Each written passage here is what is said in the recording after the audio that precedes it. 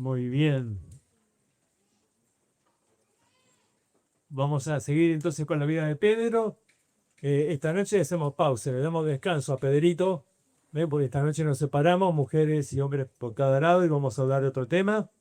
Pero hoy nos quedan los últimos 2 episodios de la vida de Pedro.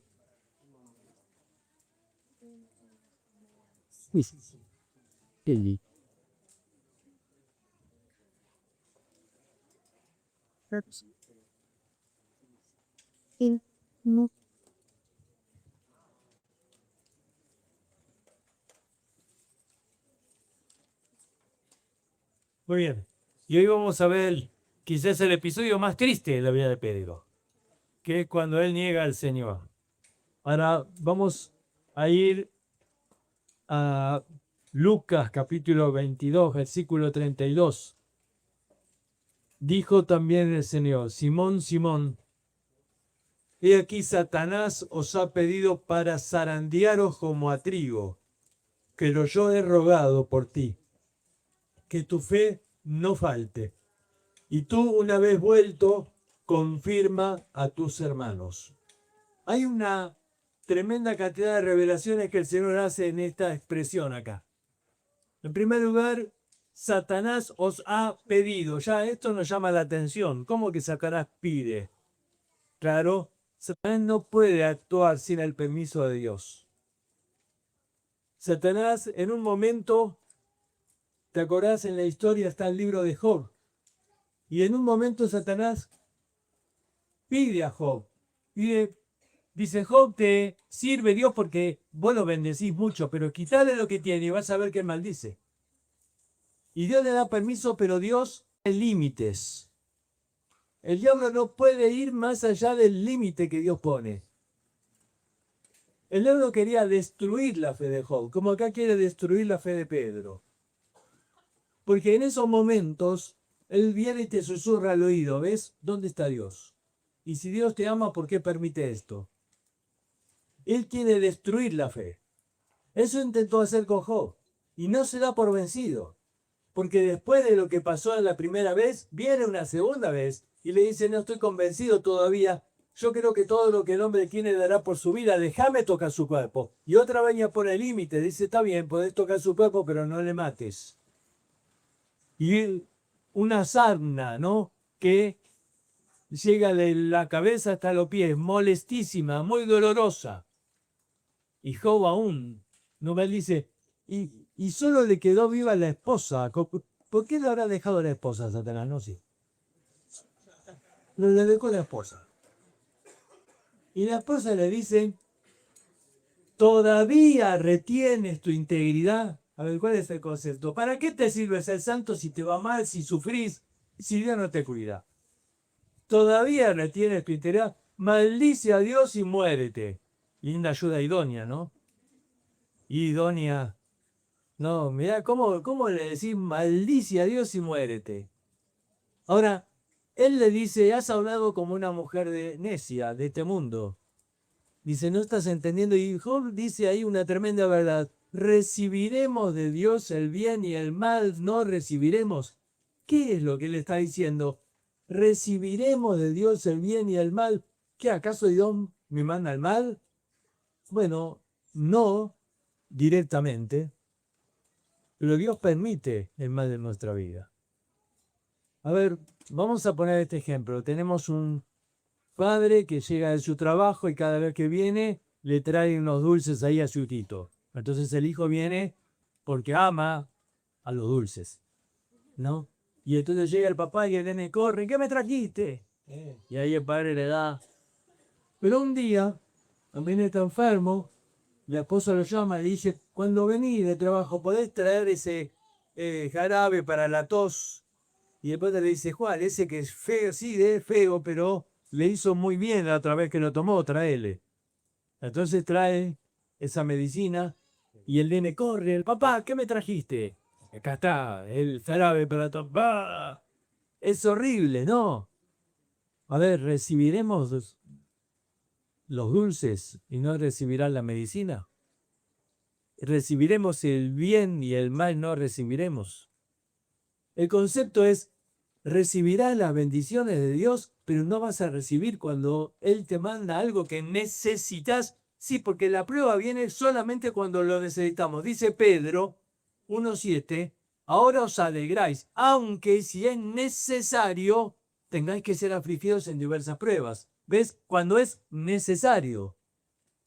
Hay veces que necesitamos pasar por la escuela del dolor. Dios está trabajando en la vida, vidas en construcción, y a veces hay cosas que solo el dolor permite que Dios haga en la vida. Y entonces Job dice, vas a recibir las bendiciones de Dios y no vas a recibir cuando Él te da algo que necesitas, aunque no te guste, aunque sea ese jarabe feo, no vas a recibirlo. Y Jesús le está diciendo a Pedro acá, Satanás te va a zarandear, te va a sacudir. Él quiere destruir tu fe. Pero yo he errado. Ahí hay otra verdad. Jesús orando por nosotros. ¿Sabes que Él ora por ti? Él intercede por nosotros. Él está orando. ¿Y cuál es el motivo de oración de Jesús? ¿Que no suframos? No. Que nuestra fe no falte. Que permanezcamos fieles a Dios en medio de ese proceso de sacudida. Ahora, ¿por qué se sacude el trigo? La zaranda, ¿qué es esto de zarandear como el trigo? Una especie de colador gigante, así grande, se echaba ahí las espigas del trigo, se tiraba ahí, se sacudía el trigo y el viento saca el tamo, la basura, lo que no sirve, y el grano queda. Era la manera de separar lo que no sirve de lo que sirve. Queda el fruto. Ahora, Satanás lo que quiere es que no quede nada. Él quiere destruir la vida, él quería destruir la fe de Pedro, pero Dios permite el proceso del dolor porque a veces es necesario. Una vez leía la historia que escribe un muchacho que cuenta que en su niñez tuvo una rara enfermedad y estaba quedando paralítico. Y los padres buscaron por uno y otro lado la solución, pero en ese momento de la historia no había un tratamiento, no había una medicina que pueda resolver su situación. Hasta que un médico le dijo, mira, yo creo que hay una posibilidad, pero es muy difícil. No, estamos dispuestos a hacerlo igual. Él le dijo, miren, hay que colocar estos aparatos en la pierna de sus hijos y todos los días hay que ajustar un poco más. Ahora, es difícil porque eso causa dolor y el niño va a llorar y va a pedir que se lo quite. Y si ustedes se lo quitan, todo el proceso se vuelve atrás y no sirve. Pero ese dolor, ese va a estimular esos nervios que se están atrofiando y puede revertir el proceso. Los padres dijeron, estamos dispuestos. Pero cuando comenzaron con el tratamiento, pasó lo que el médico le dijo, no era fácil. No era fácil escuchar todas las noches el llanto del hijo y a veces era la madre la que aflojaba y el padre le decía, no, es por su bien. Y a veces era el padre que aflojaba y la esposa le decía, no lo hagas, es por su bien, hay que seguir. Y el niño que creció y cuenta la historia dice, hoy soy jugador profesional de hockey en Estados Unidos gracias a que un día mis padres entendieron que a veces el dolor es necesario. Y cuando Dios permite algo en la vida es porque a veces el dolor es necesario. Ahora vos tenés acá algo raro. Dios y Satanás trabajando en una misma evento, en una misma situación. Satanás queriendo destruir la fe de Pedro, desanimar a Pedro, decirle, ves, el Señor te falló. ¿Dónde está el Señor ahora? Claro, Pedro tenía expectativas de que Jesús sea el rey, pero de pronto lo llevan preso, lo van a crucificar. Ahora tenés que entender a Pedro. Vos y yo hubiéramos hecho lo mismo, negar al Señor. ¿Por qué? En el libro de Hechos, un hombre llamado Gamaliel cuenta la historia y habla de que hubo ya 2 ocasiones antes que falsos mesías habían levantado sobre el pueblo. Y las 2 ocasiones fueron en la época de la Pascua. Porque la Pascua es una fiesta que mezcla, es parte religiosa, pero parte es una fiesta nacionalista, como tipo la fiesta de la independencia. Porque recordaban cuando ellos fueron libres de la esclavitud de Egipto. En la Pascua entonces se hacían muchos actos y muchas cosas que tenían que ver con la libertad. Y ellos eran esclavos del Imperio Romano. Y entonces 2 ocasiones antes hubo intentos de motín, de revuelta, de revolución. En una ocasión, 400 judíos fueron muertos por una rebelión ahí en el día de la Pascua, siguiendo a un falso Mesías. Entonces, en ese momento que apresaron a Jesús, porque supuestamente la acusación era que él se quería hacer rey, entonces, en ese momento, según lo que había pasado otras veces, todos sus discípulos iban a ser perseguidos, encarcelados o crucificados. Entonces Pedro tenía temor realmente de que lo agarren y lo crucifiquen a él también. Entonces cuando lo agarraron allá a Pedro, fíjate, va a decir ahí, Pedro estaba sentado fuera en el patio y se le acercó una criada diciendo, tú también estabas con Jesús el Galileo. Mas él negó delante de todos, diciendo, no sé lo que dices. Y saliendo él a la puerta, lo vio otra y dijo a los que estaban allí, también este estaba con Jesús, el Nazareno. Pero él negó otra vez con juramento, no conozco a tal hombre. Y un poco después, acercándose, los que por allí estaban, dijeron a Pedro, verdaderamente tú también eres de ellos, porque aún tu manera de hablar te descubre. Entonces él comenzó a maldecir y a jurar, no conozco al hombre, y enseguida cantó el gallo. Pedro estaba muy confiado en su propia fuerza, ¿no? Aunque todos te negaren, yo no te voy a negar. Aunque todos se escandalicen, yo no. Si es necesario, mi vida daré por ti, decía Pedro. ¿Cuántas cosas hablamos, no? Y no creemos. Pero en ese momento, Pedro negó al Señor 3 veces. Y con juramentos y con maldiciones, cambiando su forma de comportarse para que convencer a la gente de que él no era un seguidor de Jesús. La vergüenza, el temor, el miedo, estaban haciendo que la fe de Pedro se estaba viendo abajo. Pero acordad que Jesús estaba orando por él. Y Jesús le dice una revelación más. Le dice, y una vez vuelto, confirma a tus hermanos. ¿Qué le está diciendo Jesús? Vas a caer, yo sé que vas a caer. Me vas a negar 3 veces, algo que tanto de gallo. Pero vas a volver. Te vas a apartar, pero vas a volver. Vas a caer, pero te vas a levantar. Y cuando te levantes, ayuda a tus hermanos, confirma a tus hermanos. ¿Te das cuenta? Jesús orando por nosotros en medio de esas pruebas. Ahora todos pasamos por diversas pruebas.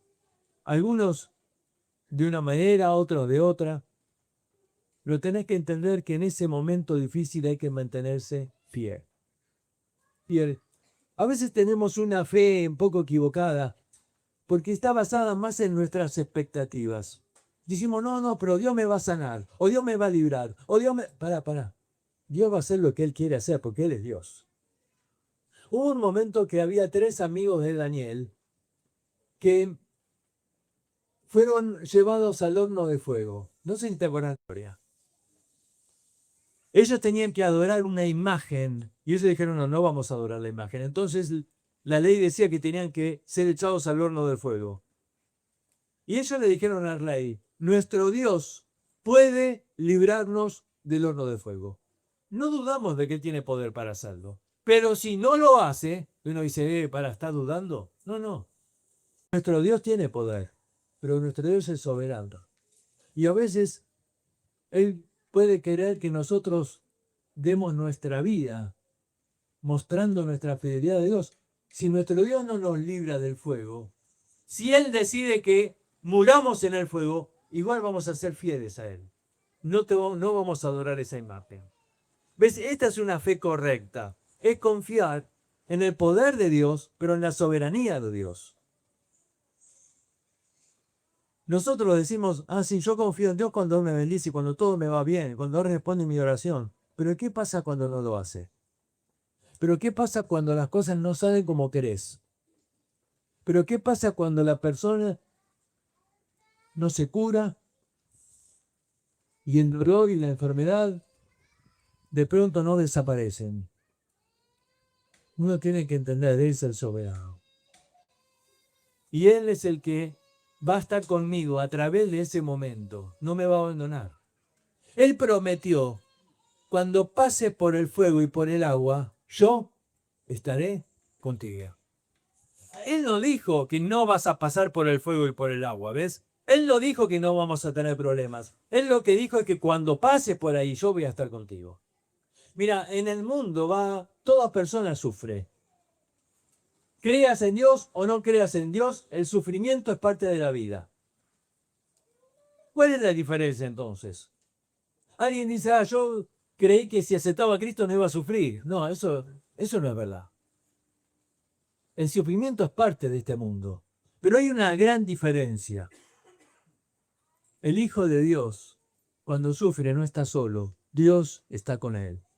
Dios está a su lado. Dios le acompaña, le consuela, le fortalece. La gracia de Dios te sostiene en ese momento. Jamás estás solo. Puede haber una inundación y se inunda el inconverso, el ateo, y se inunda al lado la casa del creyente. Los dos pasan por lo mismo, los dos pasan por la misma situación. Sin embargo, el Hijo de Dios está confiado. Los dos pueden pasar por la muerte, por la pérdida de un ser querido. Sí, pero el Hijo de Dios sabe, está en el cielo.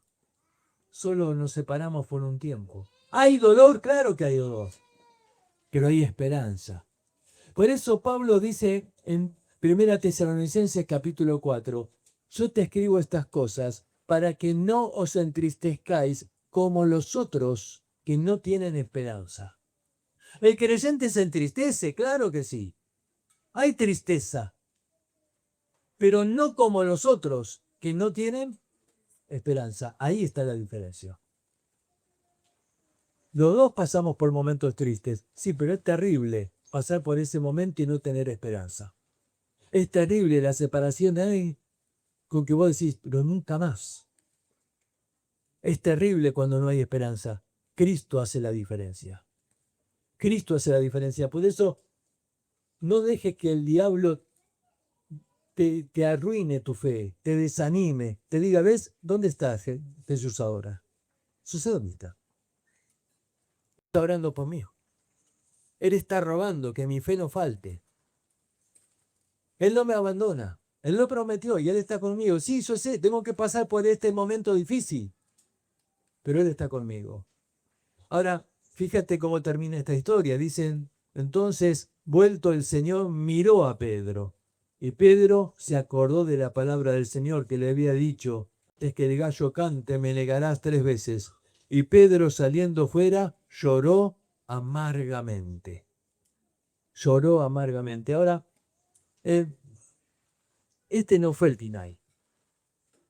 Gracias a Dios que no terminó ahí la historia de aquello. Jesús resucitó y Pedro estaba feliz de ver al Señor resucitado. Y de pronto todo cambió, ¿no? La esperanza volvió. Él pensó que cuando Jesús moría en la cruz se acababa todo, pero no, Jesús resucitó y él estaba feliz ahí, los discípulos. Sin embargo, llega Juan capítulo 21 y Pedro dice, no voy a pescar. Y hay algo raro acá. Y Pedro era un hombre de influencia, Pedro era un líder. Entonces cuando él dijo, me voy a pescar, los discípulos dijeron, vamos contigo también. Pero tenés que entender algo de esta historia. Ellos hacía 3 años que habían dejado la pesca. Cuando el Señor los llamó, les dijo, los voy a hacer pescadores ¿de qué? De hombres. Y ellos dejaron las redes y le siguieron. Hacía 3 años que no pescaban. ¿Por qué ahora se volvieron a la pesca? Si Jesús había resucitado. Sí, pero Pedro estaba pensando dentro de sí, pero ya le fallé al Señor. Yo no le sirvo al Señor. Ya está, yo le arruiné.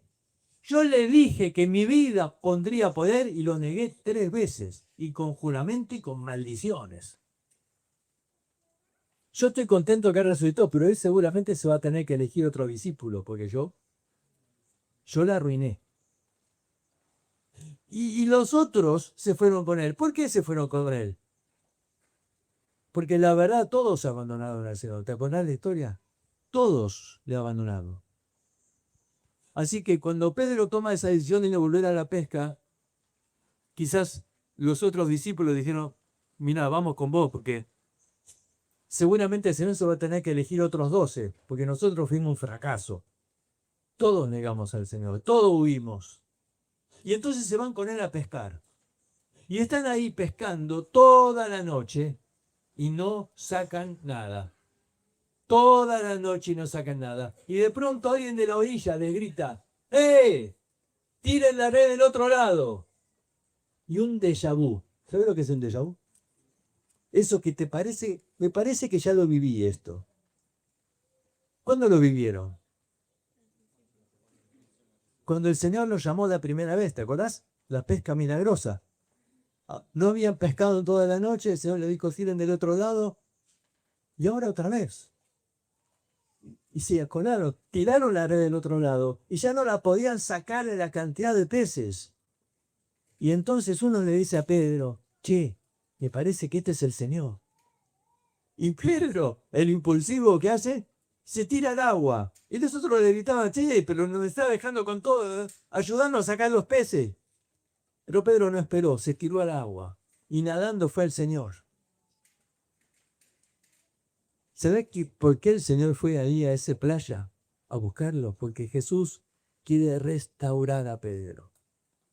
Sí, a todos, pero en especial a Pedro, porque él fue el que le negó maldiciones y 3 veces. Él fue el líder que ahora estaba llevando a todos a su vieja vida, a la pesca. Y el Señor lo va a restaurar. Y el Señor tenía una escena maravillosa, ¿no? Porque fíjate, no hay nada más frustrante para un pescador que pasar la noche y no sacar nada. Y Jesús estaba en la playa con ¿qué? ¿Alguien se acuerda? Un fueguito, un pescadito. Y los invita a desayunar, ¿no? Y le dice, traigan de sus pescados, acá ya está el fueguito. Y viene Pedro ahí, ¿no? Al Señor. Me imagino, no con el orgullo de antes. No, no, no. No con ese orgullo, otros te van a negar, yo no. No, no. Venía humillado. Y el Señor comienza su proceso de restauración. Y comienza a hablar con Pedro. Y le dice, fíjate, la restauración de Pedro. Le dice, Jesús dijo a Simón Pedro, Simón, hijo de Jonás, ¿me amas más que estos? Le respondió, sí, Señor, tú sabes que te amo. Volvió a decirle la segunda vez, Simón, hijo de Jonás, ¿me amas? Pedro le respondió, sí, Señor, tú sabes que te amo. Le dijo la tercera vez, Simón, hijo de Jonás, ¿me amas? Pedro se entristeció de que le dijera la tercera vez, ¿me amas? Y él le respondió, Señor, tú lo sabes todo, tú sabes que te amo. Ahora, al leer este relato, no lo entendemos muy bien, porque siempre para nosotros en castellano aparece la palabra amor. Y no entendemos por qué se entristeció la tercera vez de que le dijera, me amas. Pero vamos a ver las palabras que él utiliza en griego y vamos a entender que utiliza palabras diferentes. Hay 2 palabras diferentes para amor acá. La palabra ágape es el amor profundo, verdadero, el amor de Dios, el amor sin límite. En cambio, la palabra fileo es el amor para entre amigos, el amor familiar. Entonces Jesús le dijo a Simón, hijo de Jonás, me ágape. ¿Y qué responde Pedro? Si te fileo. Ahora, para poder entenderlo nosotros, vamos a hacer una cosa, vamos a hacer un cambio. Cada vez que aparece la palabra ágape, vamos a hablar de amor. Y cada vez que aparece la palabra fileo, vamos a decir si te quiero. ¿Entienden? ¿Sí? Entonces, a ver si entendieron. Jesús, hijo de Jonás, ¿me amas más que estos? Le respondió, sí, Señor, ¿tú sabes qué? Te quiero. Muy bien. Volvió a decir de la segunda vez, Simón, hijo de Jonás, ¿me amas? Pedro le respondió, sí, Señor, ¿tú sabes que te quiero? La tercera vez, Simón, hijo de Jonás, ¿me? Ah, muy bien. ¿Me quieres? Ahora utilizó la palabra solamente hasta ahí, Pedro. Solamente soy tu amigo, nada más. ¿Me quieres? Y Pedro se entristeció de que la tercera vez le dijera, ¿me quieres? Con esa palabra, Fideo. Y entonces Pedro, que ya no se animaba a prometer lo que no podía, dice, Señor, tú sabes todo, tú sabes que hasta ahí llegó mi amor. Hasta ahí llegó mi amor. Ahora, el Señor viene y le dice a Pedro, Pedro, ¿me amas? Sí, Señor. ¿Y qué haces acá, Pedro, pescando si me amas? Si yo te dije que vas a ser pescador de hombres, si yo te dije que, ¿qué haces, Pedro? Acá, anda a pastorear mis ovejas. Y otra vez, Pedro, ¿me amas? Sí, Señor. ¿Y qué haces pescando y arrastrando a los discípulos a tu misma vida? Muchas veces, nosotros de palabra decimos tantas cosas. Si yo dijera acá, a ver, levante la mano los que aman a Dios, sobre yo, todos le amamos. ¿En serio le amás? ¿En serio le amás? El Señor lo que busca es nuestro amor. Claro, cuando alguien ama, quiere ser correspondido. Lo mejor cuando amas a alguien es sentir que esa persona te devuelve amor a tu amor. El Señor no busca lo que vos podés hacer para Él. El Señor no te necesita. Pero el Señor te ama.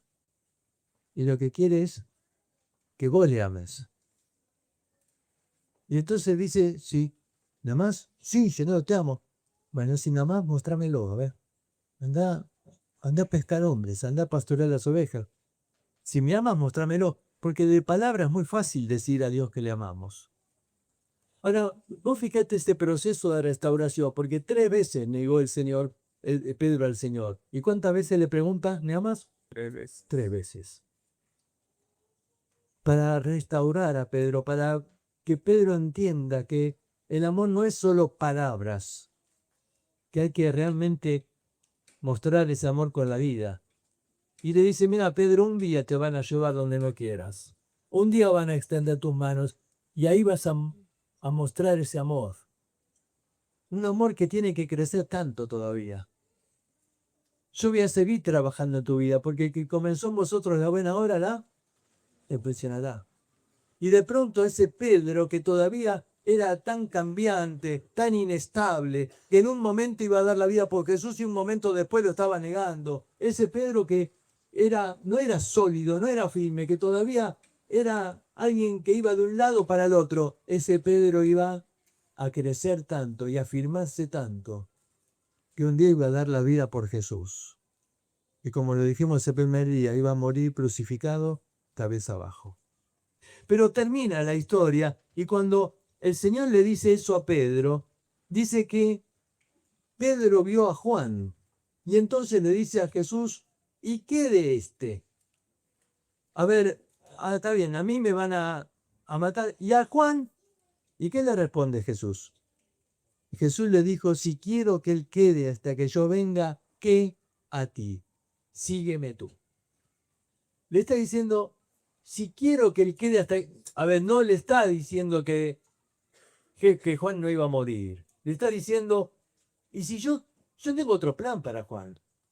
Y si yo quiero que él quede vivo hasta que yo venga, ¿qué te importa a vos? Sígueme tú. Ahora nosotros tenemos esta mala costumbre de compararnos. De compararnos. ¿Y por qué a él lo bendice y a mí no? ¿Y por qué a él le va bien y a mí no? Y Señor, ¿qué le va a pasar a él? ¿Y por qué? Pará. Sígueme tú. Sígueme tú. Deja de mirar al que tenés al lado. Deja de compararte con otro. El plan de Dios es distinto para cada vida. Cada uno de nosotros ha vivido por una experiencia distinta. El Señor no es responsable de todo lo que nos pasa. Muchas veces sufrimos por nuestras malas decisiones. O muchas veces sufrimos por causa de malas decisiones de otras personas que afectaron nuestra vida. Estamos en el mundo y como te dije el otro día, en el mundo tendrás que aflicción. El Señor dijo que un día no va a haber más llanto, ni más lágrimas, ni más dolor, ni más muerte. Pero ¿dónde es eso? En el cielo. Acá en esta vida no está esa promesa. Y lo que Él promete es estar a nuestro lado. Pero deja de mirar a tu hermano, deja de compararte con el otro. Sígueme tú. Él está haciendo un llamado, sígueme. El plan que Dios tiene para tu vida es un plan único. Y Él está llamándote y desafiándote a seguirlo. Mira, para terminar, yo sé que todos nosotros en algún momento, como Pedro, negamos al Señor. Quizás le negaste delante de tus amigos porque tenías vergüenza. En algún momento quizás fuiste infiel porque la tentación pudo más. Quizás porque estaba frustrado, porque tus expectativas, como Pedro. Pero el Señor está buscando restaurar nuestra vida. Y el Señor viene esta mañana y te dice, ¿me amas? Vamos a hablar.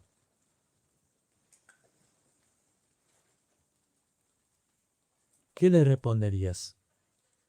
¿Me amas? Pero ojo, con ese amor ágape. ¿Me amas? ¿Me amas? Bueno, Señor, tú sabes que te quiero. No, yo no te pregunté eso, ¿me amas? ¿Estás dispuesto no a morir por mí, a vivir por mí? Eso es más difícil.